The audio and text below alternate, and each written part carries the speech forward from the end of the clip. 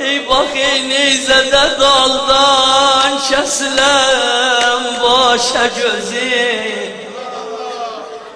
bir sınık mehbil içinde oturup baş yaralı.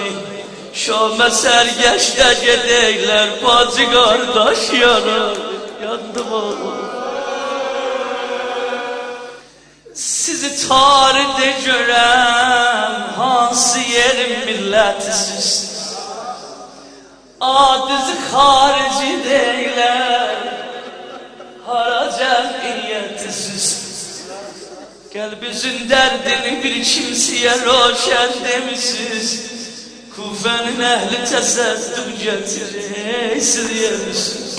Eşkimin payesini aleme mən bildirəm. Sənə Zeynəb desələr, mən özüm